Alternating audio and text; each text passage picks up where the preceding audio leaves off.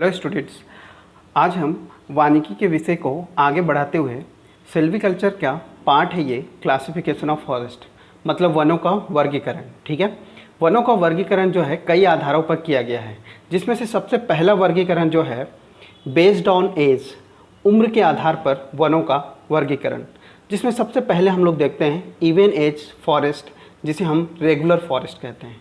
ये क्या चीज़ है, पहले इसको समझते हैं। जैसे मान लीजिए ये कोई पेड़ है, ऐसे कई पेड़ होंगे, ऐसे कई पेड़ हैं, हजारों की संख्या में पेड़ होंगे। अगर इन पेड़ों का उम्र जो है समान हो, अगर ये समान एज के जंगल है, मतलब इस जंगल में जितने भी पेड़ हैं उनमें मैक्सिमम पेड़ जो है इनका उम्र अगर समान है, तो इसे इवन एज या रेगुलर फॉरेस्ट कहेंगे। ठीक है, तो इसको दूसरे संदर्भ में ऐसे समझ सकते हैं कि मान लीजिए ये कोई बड़ा जंगल है जहाँ पे मैक्सिमम 75 to 80% तक जो पेड़ हैं इनका जो उम्र है वो समान हो। ठीक है, 20 to 25%, जो अधिकतम सीमा है वो 25% से कम ही हो। ठीक है, 20 to 25% जो पेड़ों की संख्या है वो उसमें जो उनका जो उम्र है उनमें असमानताएं हो सकती है। ठीक है, उनमें असमानताएं हो सकती है, किंतु तो हमने ये देखा कि एक बड़े से जंगल में लगभग 80% पेड़ जो है वो समान एज के हों, तो ऐसे जंगल को हम फॉरेस्ट इवन एज फॉरेस्ट या रेगुलर फॉरेस्ट कहेंगे। एक और नोट है जिसको आपको याद रखना है, जैसा कि वो है आपका जो 25% जो डिफरेंस है, 25% डिफरेंस है वो कैसा प्रोड्यूस होता है। आप देखेंगे 25% डिफरेंस ऑफ क्रॉप रोटेशंस, ये समझना ज़रूरी है। 25% डिफरेंस ऑफ क्रॉप रोटेशंस क्या है, मतलब इस बड़े से जंगल में मान लीजिए जितने भी पेड़ हैं उनकी जो उम्र है वो 100 साल या उससे अधिक वर्ष का है, पर ऐसा तो कोई वेट नहीं किया रहेगा कि 100 वर्ष बाद पेड़ उगाया जाए, ऐसा नहीं है। लेकिन यहाँ पे ऐसा होता है कि 25 साल पहले ही, इस 100 साल पूरे होने से 25 साल पहले ही कुछ और पेड़ उगा दिए जाते हैं, तो इनके जो काटने के समय ये जो पेड़ हैं, ये जो नए पेड़ हैं, इनकी उम्र 25 वर्ष हो जाए। ठीक है, तो इस प्रकार से आप क्या देखते हैं कि लगभग संपूर्ण जंगल में जो एज डिफरेंस है सिर्फ 25% पेड़ों का जो एज है वो डिफ़र हो, बाकी पूरे लगभग 70 से 80% पेड़ों का जो उम्र है वो क्या समान हो, तो ऐसे पेड़ों को हम लोग, ऐसे जंगलों को हम लोग क्या कहेंगे, इवन एज फॉरेस्ट या रेगुलर फॉरेस्ट कहेंगे। अब बात करते हैं अनइवन फॉरेस्ट की, अनइवन एज फॉरेस्ट या इरेगुलर फॉरेस्ट। मान लीजिए उसी किसी और जंगल में, ठीक है, जो भी यहाँ पे वनस्पति या पेड़ हैं, ठीक है, जो भी पेड़ हैं यहाँ पे, इनके बीच जो एज डिफरेंस है वो बहुत ज़्यादा है। मतलब यहाँ के पेड़ों का जो एज है वो मान लीजिए 50 वर्ष है, यहाँ के पेड़ों का उम्र जो है 120 वर्ष है, यहाँ के पेड़ों का उम्र जो है मान लो 20 वर्ष है, ऐसा। तो हर जगह क्या है, पेड़ों का जो प्रजाति हैं उनमें जो एज डिफरेंस है बहुत ज़्यादा है, तो इसको क्या कहेंगे, इरेगुलर फॉरेस्ट कहेंगे। ठीक है, चलिए आगे हम देखते हैं बेस्ड ऑन ग्लोरी स्टॉक। ठीक है, बेस्ड ऑन ग्रोइंग स्टॉक, इसका मतलब ये होता है कि पहले इसको समझिएगा, इसके दो भेद है, एक नॉर्मल फॉरेस्ट होता है, एक एबनॉर्मल फॉरेस्ट होता है। ठीक है, ग्रोइंग स्टॉक का मतलब होता है पेड़ों की संख्या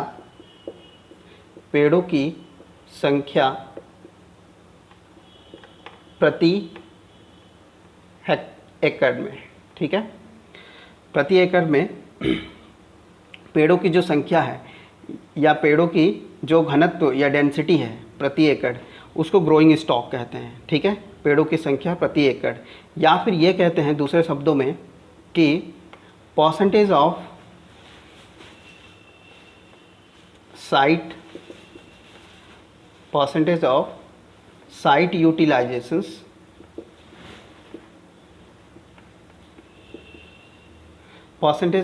यूटिलाइजेशंस तो मतलब अधिकतम जो एरिया है उस पे कितने एरिया पे हमने कितने संख्या में पेड़ उगाए हैं, ये ग्रोइंग स्टॉक के बारे में बताता है, ठीक है। दूसरी बात हमको ये समझना है कि नॉर्मल फॉरेस्ट और एबनॉर्मल फॉरेस्ट में क्या है। तो ये जो स्टॉक की बात करते हैं, स्टॉक मतलब टिम्बरों की संख्या, मतलब पेड़ों की संख्या, ठीक है। मान लीजिए किसी वर्ष किसी बड़े भूभाग पर कुछ पेड़ों उगा दिया गया था, ठीक है। इन पेड़ों की संख्या मान लीजिए 100 थी। 10 वर्षों बाद आपने देखा कि पेड़ों की संख्या लगभग 100 ही है, ठीक है। तो ऐसे या इनमें जो कमी या बेसी है वो क्या हुआ, ऑलमोस्ट 100 के आसपास ही है, तो इसको नॉर्मल फॉरेस्ट कहेंगे। पर किंतु आपने ये पाया कि आपने जो पेड़ लगाया था किसी, या पेड़ थे किसी जंगल में, इनिशियली वो 100 थे, पर आप जब 10 साल बाद इसको आए ऑब्ज़र्व करने, तो आपने पाया कि यहाँ जो पेड़ की संख्या या तो हो सकता है घट गया हो या हो सकता है बढ़ गया हो। तो दोनों ही सूरत में आप क्या देखते हैं कि जो आपने स्टॉक था वो घट भी सकता है और बढ़ भी सकता है। तो ऐसे में 3 स्टेज बनते हैं जिसको हमको याद रखना है। अगर हम ओवर स्टॉक की बात करें, ओवर स्टॉक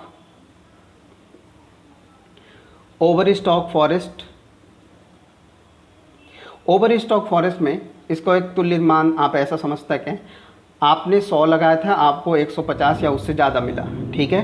एक अप स्टॉक रहेगा। अप स्टॉक फॉरेस्ट का मतलब हो जाएगा आपने 100 लगाया था और 100 के आसपास ही पेड़ मिले आपको, ठीक है। 100 से तात्पर्य है यहाँ कई लाख पेड़ हो सकते हैं, ठीक है। अंडर स्टॉक फॉरेस्ट क्या होता है, इसको देखते हैं। अंडर स्टॉक फॉरेस्ट का मतलब आपने 100 लगाया था लेकिन आपको मिला क्या, 100 के बजाय आपको वहाँ 850 मिले, मतलब यहाँ क्या कमी हो गई। तो जो आपका एक ऑलरेडी स्टॉक था उससे कम या ज़्यादा होना, ये बेस ज़्यादा का होना, ये कम का होना, कम या ज़्यादा होना, ये एबनॉर्मल फॉरेस्ट को बताता है या एबनॉर्मल ग्रोइंग स्टॉक को बताता है। ग्रोइंग स्टॉक मतलब बढ़ते हुए पेड़ों की संख्या, ठीक है। तो अगर वही स्टॉक आपको मिलता है तो ये हो जाता है नॉर्मल फॉरेस्ट। अगर स्टॉक में परिवर्तन होता है तो इसको एबनॉर्मल फॉरेस्ट बोलेंगे। स्टॉक में परिवर्तन मतलब पेड़ों की संख्या में परिवर्तन, ठीक है। चलिए इसके आगे बढ़ते हैं। बेस्ड ऑन कॉम्पोजिशंस, जो थर्ड क्राइटेरिया है वो है बेस्ड ऑन कॉम्पोजिशंस। इसको देखते हैं। इसको अगर देखें बेस्ड ऑन कॉम्पोजिशंस, जैसा कि नाम से पता चल रहा है, इसके भी 2 क्राइटेरिया है, ट्रू फॉरेस्ट और मिक्स्ड फॉरेस्ट। तो सबसे पहले देखते हैं ट्रू फॉरेस्ट को। कॉम्पोजिशंस मतलब जो भी आपके जंगल है उसमें कितने प्रजाति की पेड़ हैं उसको देखा जाता है। जैसे बेस्ड ऑन कॉम्पोजिशन में बात करूँ, मान लीजिए ये कोई बड़ा जंगल है जिसमें ये जो पेड़ हैं ये सिंगल स्पीसीज मतलब एक ही प्रजाति के पादप या पेड़ हो, ठीक है। अगर ये पेड़ सब एक ही जाति के हैं तो इसको ट्रू फॉरेस्ट कहेंगे। मतलब यहाँ का लगभग 80% एक ही प्रजाति के पेड़ हों। लगभग 80% क्या है, या 80% या उससे ज़्यादा, ठीक है। लगभग 80% या उससे ज़्यादा पेड़ क्या हो, एक ही प्रजाति के पेड़ पाए जाएं तो उसे ट्रू फॉरेस्ट कहेंगे, ठीक है। और मान लीजिए उसी किसी जंगल क्षेत्र में आपने देखा कि जो अलग अलग पेड़ हैं, यहाँ पे जो पेड़ हैं वो दूसरे प्रजाति के हैं, यहाँ पे जो पेड़ हैं वो दूसरे प्रजाति के हैं, यहाँ पे जो पेड़ हैं वो दूसरे प्रजाति के हैं। तो इस प्रकार से आप क्या देख रहे हैं कि आप पूरे जंगल में अलग अलग प्रजाति के पेड़ पाए जाते हैं, तो इसको क्या कहेंगे? Mixed forest. ये मिक्स्ड फॉरेस्ट में आएगा, ठीक है। तो एक समान प्रजाति वाले जंगल को हम लोग ट्रू फॉरेस्ट कहेंगे, अलग अलग प्रजाति के पेड़ों को वाला जंगल को हम लोग मिक्स्ड फॉरेस्ट कहेंगे, ठीक है। उसके बाद देखते हैं बेस्ड ऑन रीजनरेशंस। नेक्स्ट जो आधार है उसको समझिएगा, बेस्ड ऑन रीजनरेशन, ठीक है। तो सबसे पहले लिखा है हाईएस्ट फॉरेस्ट। चलिए आइए देखते हैं सबसे हाईएस्ट फॉरेस्ट क्या होता है, ठीक है। हाईएस्ट फॉरेस्ट का मतलब होता है, आप यहाँ से समझिएगा कि जब आप बीज के माध्यम से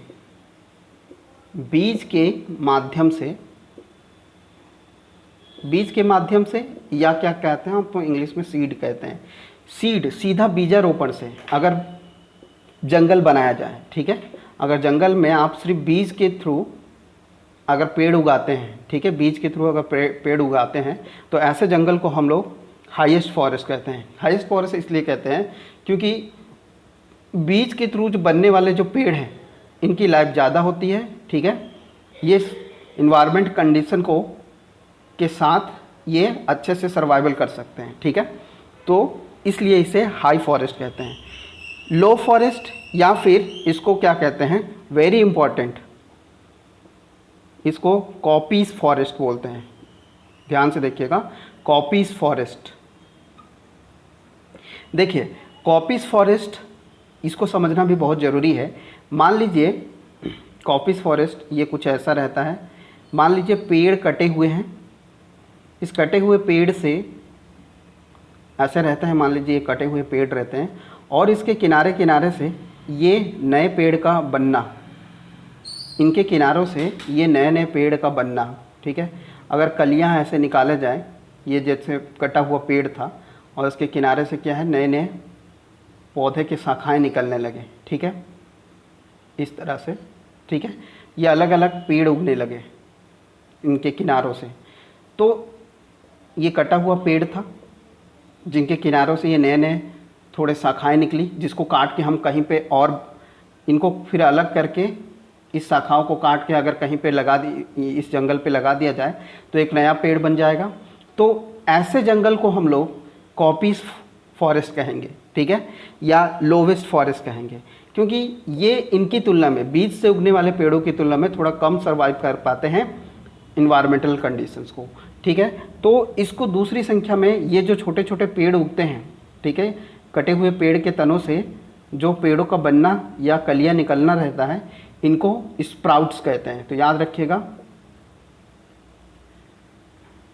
ये स्प्राउट फॉरेस्ट भी कहते हैं, ठीक है। स्प्राउट फॉरेस्ट, ये जो कलियां निकलती हैं इनको स्प्राउट कहते हैं और इनसे बनने वाले जंगल को स्प्राउट फॉरेस्ट या कॉपीज फॉरेस्ट या लोवेस्ट फॉरेस्ट कहा जाता है। तो ये थे चार बेसिस, इन चार आधार पर वनों का वर्गीकरण है। आगे बढ़ते हैं बेस्ड ऑफ ऑनरशिप, ठीक है, मतलब स्वामित्व किसका है, ठीक है। इसके आधार पर 3 वर्गों में वनों को बांटा गया है। इसको हम लोग हिंदी में लिख सकते हैं स्वामित्व के आधार पर, स्वामित्व के आधार पर, ठीक है। अगर इसको देखा जाए, पहले गवर्नमेंट फॉरेस्ट, जिसको हम लोग क्या कहते हैं, स्टेट फॉरेस्ट के नाम से भी जानते हैं। भारत की लगभग 96% जो फॉरेस्ट है वो गवर्नमेंट फॉरेस्ट है। नेशनल पार्क ले लो, बायोस्फीयर रिजर्व ले लो, वाइल्ड लाइफ सेंचुरी ले लो, ये सब क्या है, ये है गवर्नमेंट फॉरेस्ट कहते हैं जिसे। एक उदाहरण के लिए एग्जांपल देता हूँ, गवर्नमेंट जिनको हायर करती है वो नेचुरल फॉरेस्ट भी हो सकते हैं, ठीक है, नेचुरल फॉरेस्ट, और कुछ मैन मेड फॉरेस्ट हो सकते हैं, जैसे नीलांबर टीक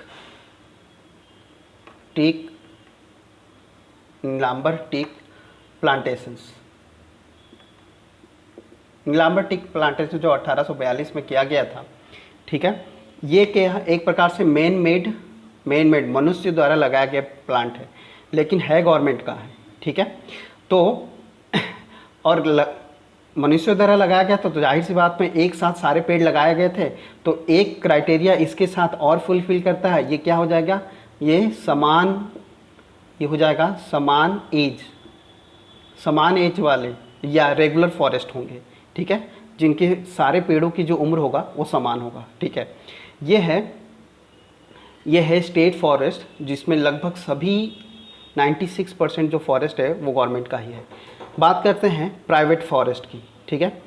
जहाँ प्राइवेट फॉरेस्ट की बात आती है, जाहिर सी बात है किसी इंडस्ट्रीज के द्वारा, किसी फैक्ट्री के द्वारा या किसी व्यक्तिगत मालिकाना हक के द्वारा अगर कोई फॉरेस्ट लगाया जाए तो उसे हम प्राइवेट फॉरेस्ट कहेंगे। जैसे उदाहरण के लिए मैं बता दूं, बिल्ट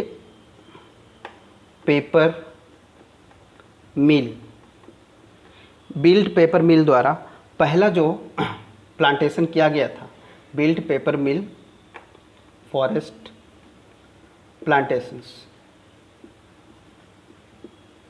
इनके द्वारा जो जंगल लगाया गया था वो अपनी कंपनी में पेपर्स बनाने के लिए लगाए थे। तो ये उदाहरण हो जाता है प्राइवेट फॉरेस्ट का। जो पहला प्राइवेट फॉरेस्ट है वो बिल्ट पेपर मिल द्वारा लगाया गया फॉरेस्ट है।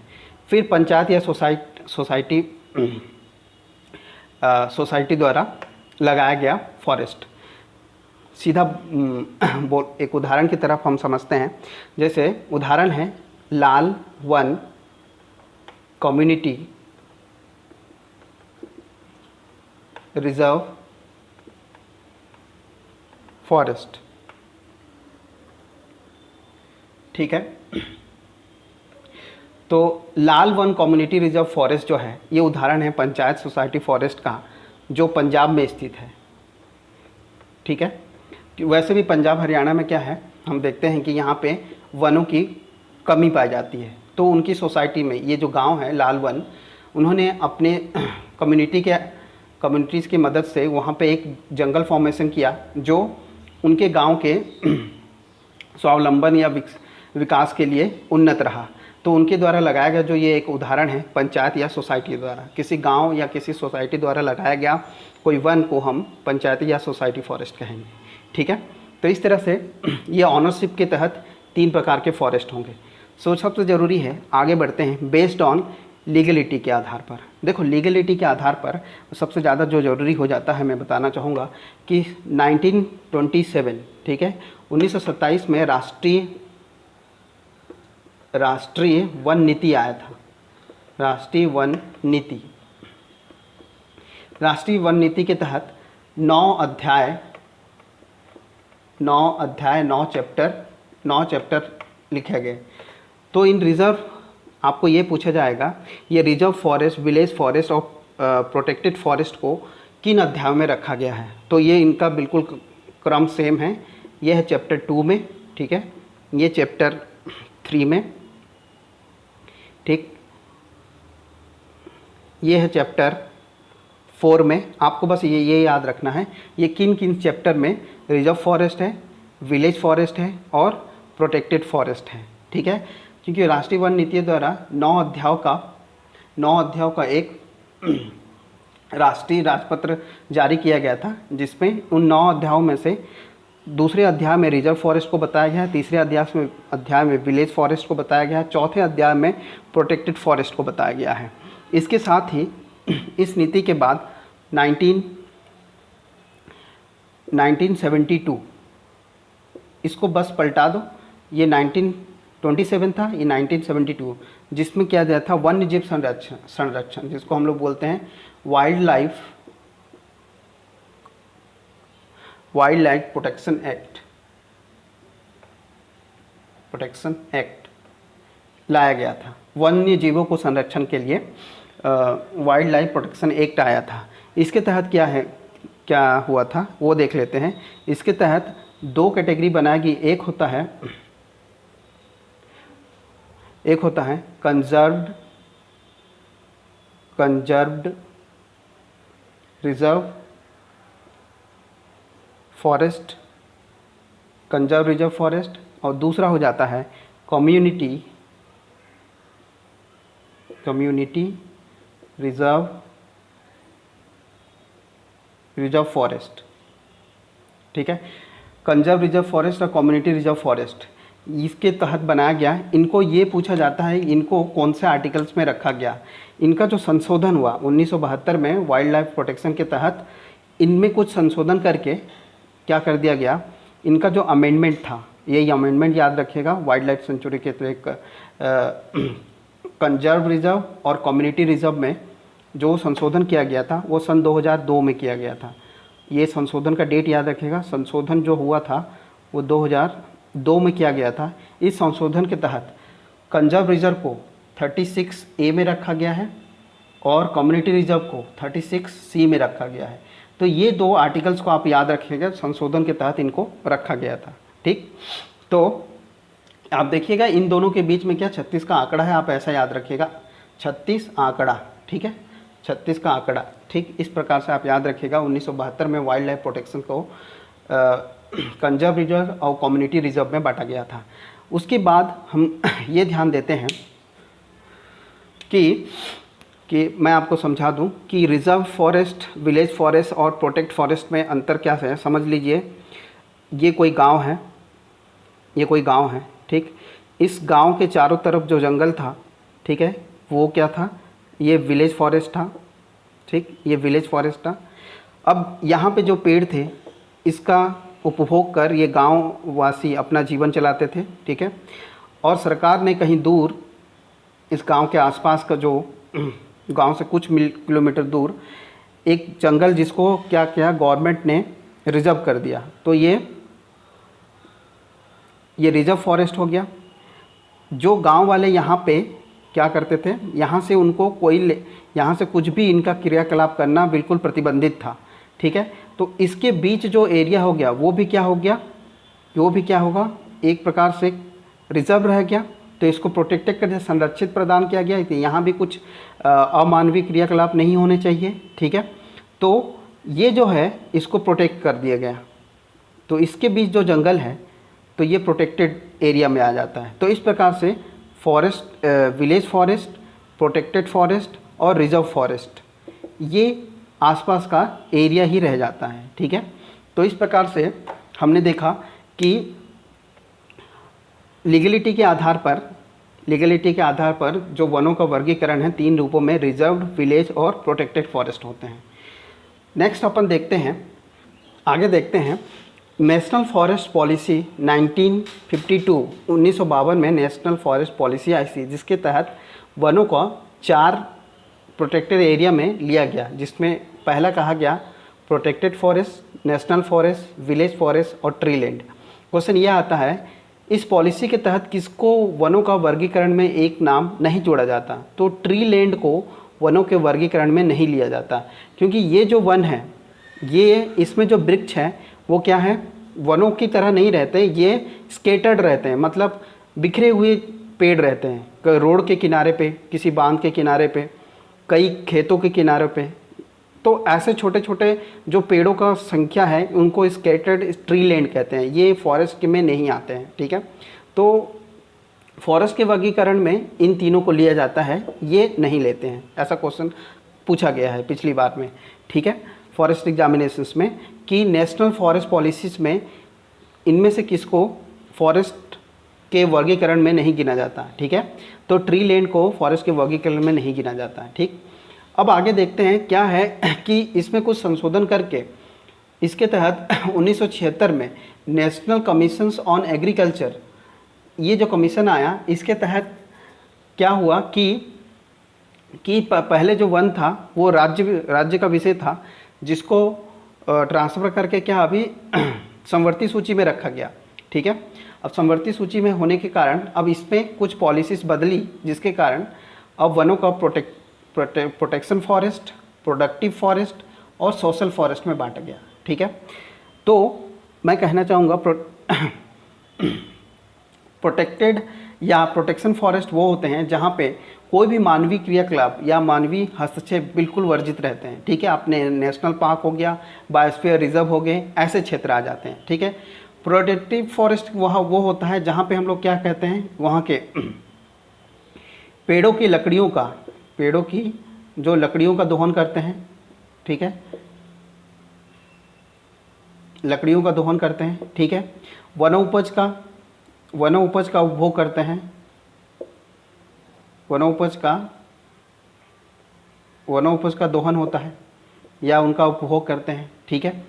पर्यटन करते हैं, ये सारा प्रोडक्टिव यूटिलाइजेशन है फॉरेस्ट की। उस क्षेत्र को हम प्रोडक्टिव फॉरेस्ट कहते हैं। सोशल फॉरेस्ट जो सबसे पहले ओपन हुआ था वो है गुजरात में सबसे पहले सोशल फॉरेस्ट का नाम दिया गया था, ठीक है। तो पूछा गया किस राज्य ने सबसे पहले सोशल फॉरेस्ट की घोषणा हुई थी, तो वो गुजरात में किया गया था। जहाँ पे क्या है कि वहाँ के कम्युनिटी सोसाइटी वाले अपनी सोसाइटी के समृद्धि और विकास के लिए वनों का जो भी यूटिलाइजेशन कर रहे थे, तो वैसे वनों को सोशल फॉरेस्ट या सोसाइटी फॉरेस्ट कहा जाता है, ठीक है। एक दूसरा बात ये ध्यान देने वाली बात है, जो ये प्रोटेक्टिव फॉरेस्ट होते हैं इनको ध्यान देने वाली बात है। हमारे पास क्या है, नेशनल पार्क रहते हैं, नेशनल पार्क हो गया, या वाइल्ड लाइफ सेंचुरी हो गया, ठीक है। तो आप इसमें क्या समझ रहे हैं कि भाई ये दोनों ही, जिसको हम लोग अभयारण्य भी कहते हैं, अभयारण्य, देखो राष्ट्रीय उद्यान जो है, राष्ट्रीय उद्यान और अभयारण्य, ये दोनों ही राज्य का विषय है, राज्य का विषय होता है, ठीक है। राज्य ही क्या करता है, घोषणा करता है, राज्य ही घोषणा करता है। किसी राज्य की घोषणा से ही किसी राष्ट्रीय उद्यान, किसी अभयारण्य का बनना तय होता है। लेकिन इन दोनों की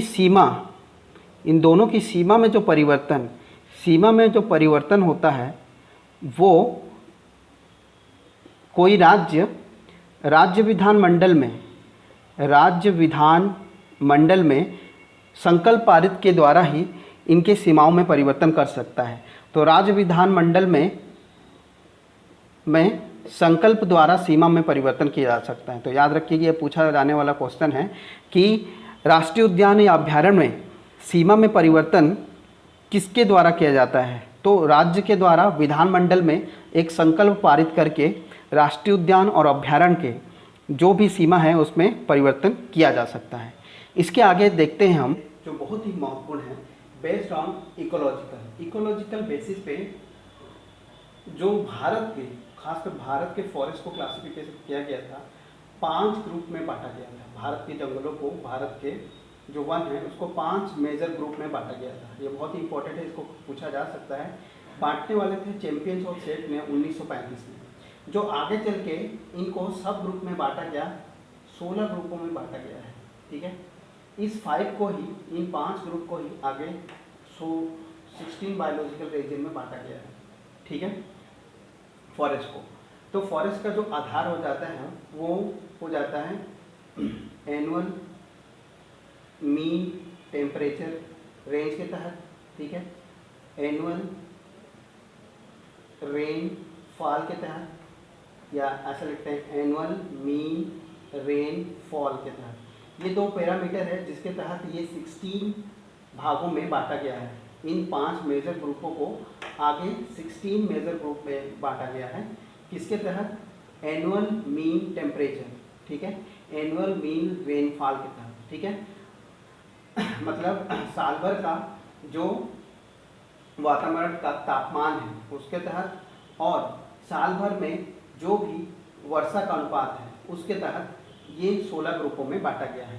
जो जिसमें सबसे पहला है, जिसको हमको ध्यान रखना है, ट्रॉपिकल डिसिडुअस फॉरेस्ट, ठीक है, यानी कि उष्णकटिबंधीय पर्णपाती वन है ये। तो इनको जो है, इसके बारे में थोड़ा सा जानकारी, इनको डिटेल में बहुत ज़्यादा नहीं पढ़ना है, लेकिन थोड़ी सी जानकारी हमको ये रखना है कि ये ऐसे वन है जो भारत में सबसे ज़्यादा यही वन है, तो सबसे ज़्यादा, ठीक है, वन यही है। सबसे ज़्यादा जो वन है वो ट्रॉपिकल डिसिडियस फॉरेस्ट है, पर्णपाती वन पाए जाते हैं। छत्तीसगढ़ में यही वन पाए जाते हैं, ठीक है। छत्तीसगढ़ का अगर वन पूछा जाए तो कौन है, तो यही है ट्रॉपिकल डेसिडुअस फॉरेस्ट है, ठीक है। इसमें दूसरी जानकारी हमको यही याद रखना है कि इसके जो पत्ते हैं, ठीक है, वो चौड़े होते हैं, जिनको हम लोग क्या कहते हैं, ब्रॉड लीफ, ब्रॉड लीव्स कहते हैं।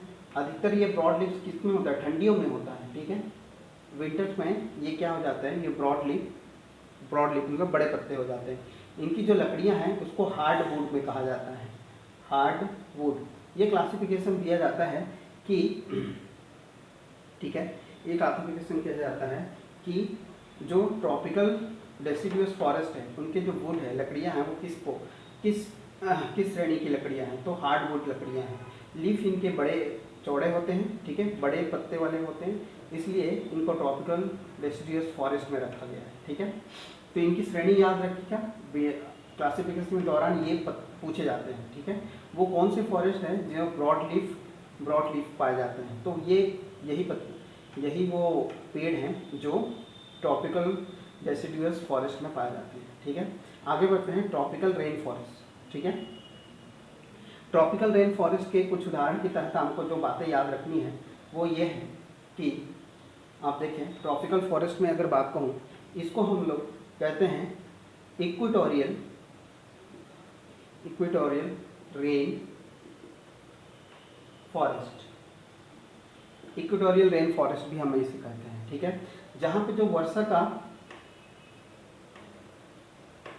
वर्षा जो है 1750 मिलीमीटर से 2000 मिलीमीटर तक यह वर्षा पाया जाता है, ठीक है। दूसरा बात ये रखना है कि यहाँ पे जो पौधे होते हैं वो किस प्रकार के पौधे होते हैं। एग्जाम्पल के लिए ये वर्षा वन वाले हैं, तो यहाँ पे कॉफ़ी है, कॉफ़ी के वृक्ष आपको मिलेंगे, केले बनानास के मिलेंगे और चॉकलेट वाले मिलेंगे। तो आप जो है ऊटी जैसे क्षेत्रों में इस प्रकार के वर्षा वन पाए जाते हैं, ठीक है। तो उनमें ये चीज़ें आपको याद रखना है, इनको इक्वेटोरियल रेन फॉरेस्ट भी कहते हैं। यहाँ का जो बरसात है वो सबसे ज़्यादा होती है, जैसे दार्जिलिंग है वो भी इस क्षेत्र में आता है, ठीक है। वहाँ भी कॉफ़ी, बनानास और चॉकलेट जैसे की खेती होती है, ठीक है। आगे बढ़ते हैं हम लोग, वो है माउंटेन फॉरेस्ट, ठीक है। तो माउंटेन फॉरेस्ट की अगर मैं बात कहूँ तो देखेंगे कि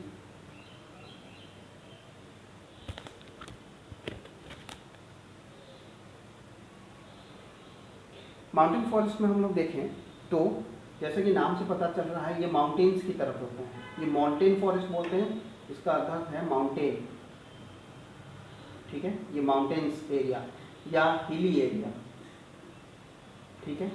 हिली एरिया के जो फॉरेस्ट रहते हैं उनको माउंटेन्स फॉरेस्ट कहा जाता है, ठीक है। उदाहरण के लिए हम लोग क्या कहते हैं,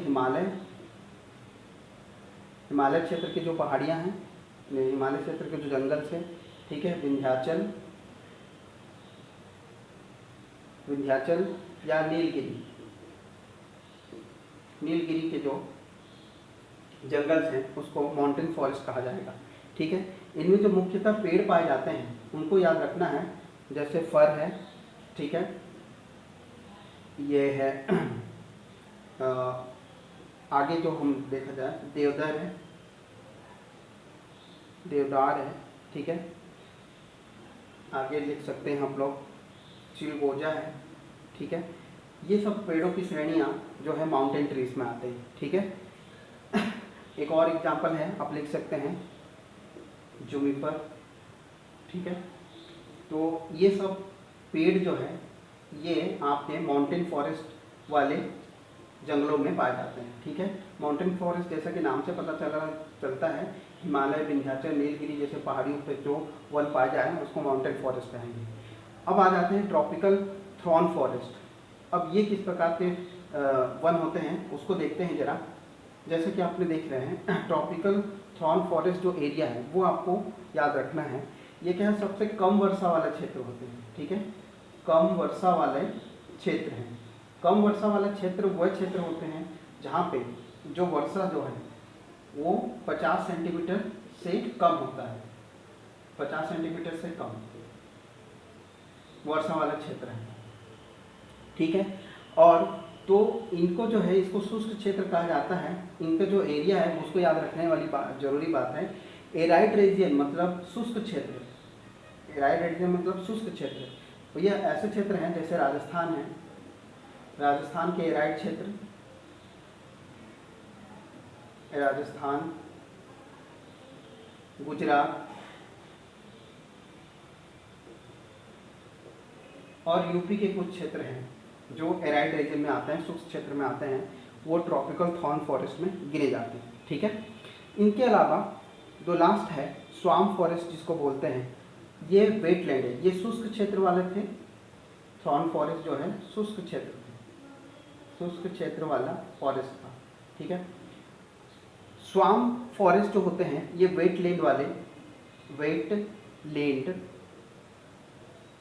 वेटलैंड फॉरेस्ट इसको कहा जाता है। ये वेटलैंड फॉरेस्ट, ये भी इनका जो रीजन है, इनका एरिया महत्वपूर्ण है। आपको पूछा जाता है ये कहाँ पाए जाते हैं या कहाँ नहीं पाए जाते। ठीक है, इनका जो क्षेत्र है गुजरात, राजस्थान के रण और कच्छ जैसे क्षेत्रों में ये वेटलैंड फॉरेस्ट कहा जाता है, स्वाम्प फॉरेस्ट कहा जाता है। इनकी भी थोड़ी जानकारी आपको याद रखनी थी। मुख्य जो है आपको ये 16 जो सब रीजन है उनको जानना है। ये 5 मेजर ग्रुप में भारत के जंगलों को बांटा गया है, भारत के वन को बांटा गया है। Tropical deciduous forest, tropical rain forest, mountain forest, tropical thorn forest या स्वाम्प फॉरेस्ट। ठीक है, इन पांचों के अलावा कोई और नाम इस पे आए तो वो इस फॉरेस्ट का इस वर्गीकरण का हिस्सा नहीं होगा। ठीक है, तो ये क्वेश्चन बन सकता है कि इनमें से कौन सा वो 5 मेजर ग्रुप नहीं है जो इकोलॉजिकल तौर पर चैंपियन ऑफ सेट ने 1935 सन में बांटा था। ठीक है, इसके आगे हम बढ़ते हैं कि ये जो 16 सब ग्रुप है वो कौन कौन से ग्रुप में रखा गया है, उन्हें किस तरह से वर्गीकृत किया गया है। वो 16 के 16 तो आपको याद नहीं करना है, लेकिन उसमें कुछ विशेष पॉइंट है जिसको आपको ध्यान रखना है। तो चलिए आगे बढ़ते हैं। जो ये 5 मेजर ग्रुप है इनको ही चैंपियन ऑफ सेट ने 16 सब ग्रुपों में बांटा है। ठीक है, इनका जो बेस था मैंने अभी बताया था कि मीन एनुअल टेम्परेचर और मीन एनुअल रेनफॉल, इन 2 आधारों पर वर्गीकृत किया गया है। तो इन 16 ग्रुपों में आपको 16 के डिटेलिंग तो नहीं, इन 16 के बस आपको नाम याद रखने हैं जिनको कौन से ग्रुप में कितने हैं ये देखना जरूरी है। जैसे अगर यहाँ देखिए आप, इन 7 को ग्रुप नंबर 1 में रखा गया है। ठीक है, इन 3 को ग्रुप नंबर 2 में रखा गया है। उसके बाद इन तीनों को ग्रुप 3 में रखा गया है। ठीक है, ये सिंगल ग्रुप 4 में है। ठीक है, ये ग्रुप 4 में रखा गया है।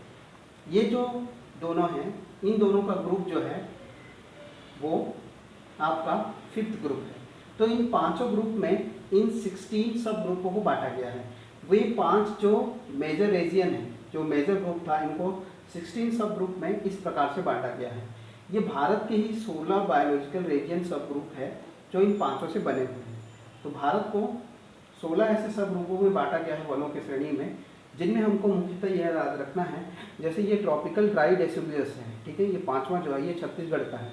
छत्तीसगढ़ में वन जो है वो इस प्रकार के वन पाए जाते हैं। ठीक है, यहाँ का मुख्य वृक्ष क्या है, टीक है। तो उसी तरह से हर एक जो वन का वर्गीकरण किया गया है उसके आधार पर कुछ वनों का जो स्पीसीज है, जो प्रजाति है पादप की, उसको आपको याद रखना है। जैसे ट्रॉपिकल वेट एवरग्रीन है, इसका क्या है, डिप्टेरोकार्पस है। तो ये नाम याद रखना है क्योंकि इसके सबसे ज़्यादा केनोपी रहता है। ठीक है, सबसे ज़्यादा केनोपी एरिया है इसका। ठीक है, उसी प्रकार से ट्रॉपिकल सेमी एवरग्रीन का आपको याद रखना है कालिया के नाम से याद रखना है, एक्चुअली कीलिया है और टर्मिनेलिया है। ये 2 जो स्पीसीज है इसको याद रखना है जो इससे संबंधित है सेमी एवरग्रीन से। ठीक है, ये ट्रॉपिकल वेस्ट एवरग्रीन फॉरेस्ट है, ये ट्रॉपिकल सेमी एवरग्रीन फॉरेस्ट है। आगे बढ़ते हैं ट्रॉपिकल मॉइस्ट डिसिडुअस में। इसमें क्या है, पेट्रोकॉर्पस। इस स्पीसीज का नाम याद रखिए जो मॉइस्ट डेसिडुअस से संबंधित है। लिटोरा एंड स्वाम्प में, ठीक है, ये कोस्टल एरिया मतलब समुद्र के किनारे उगने वाली प्रजाति वाली पादप है जिसका नाम है कैसुएरिना, ठीक है। कैसुएरिना जो नाम है वो कोस्टल एरिया में पाई जाने वाली प्रजातियों का नाम है, ठीक है। ये मुख्यतः कोस्टल एरिया मतलब समुद्र के किनारे पाए जाने वाले जंगलों में पाया जाता है, ठीक है।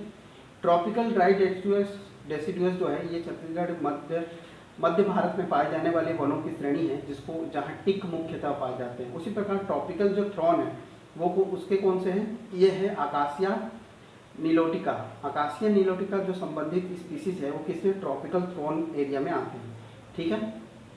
उसी प्रकार ट्रॉपिकल ड्राई एवरग्रीन, ठीक है, इसमें इंडिका से संबंधित जो प्रजातियां हैं, ठीक है, ऐसे पेड़ पाए जाते हैं ट्रॉपिकल ड्राई एवरग्रीन फॉरेस्ट में, ठीक है। तो इस तरह ये 16 जूनों को, ये 16 जो सब ग्रुप हैं, ठीक है, इनको आपको ये देखना है कि कितने सब ग्रुप हैं जो ग्रुप 1 में है, कितने सब ग्रुप हैं जो ग्रुप 2 में है, कितने सब ग्रुप ग्रुप 3, ग्रुप 4 और ग्रुप 5 में है। तो इस तरह से ये टोटल हो जाता है आपके वनों का वर्गीकरण। खासकर इसको याद रखिएगा, यस इससे आएगा, आप ये 16 है करके आपको इसको नहीं छोड़ सकते, ठीक है। इसमें कुछ इंपॉर्टेंट और बता रहा हूँ, जैसे सब अल्पाइन फॉरेस्ट है, इसमें पाए जाने वाले जो मुख्य प्रजाति हैं वो एबिस है, ठीक है। मॉइस्ट अल्पाइन में पाए जाने वाले हैं ये है रोडोडेंड्रोन, ठीक है। तो ये ऐसे ऐसे नाम हैं, आपको 1-2 बार पढ़ने से याद होंगे। ड्राई अल्पाइन में पाए जाने वाले हैं जूनिपेरस है, ठीक है। जूनिपेरस जो होते हैं वो ड्राई अल्पाइन में पाए जाने वाले स्पीसीज हैं। ये पादप की प्रजातियां हैं जो अलग अलग वनों में पाए जाते हैं। तो आपको ये जो टोटल क्लासिफिकेशन है, जो वनों का वर्गीकरण, यहाँ पे समाप्त होता है वर्गीकरण। आगे हम देखते हैं जो सेल्विकल्चर्स के मुख्य भाग।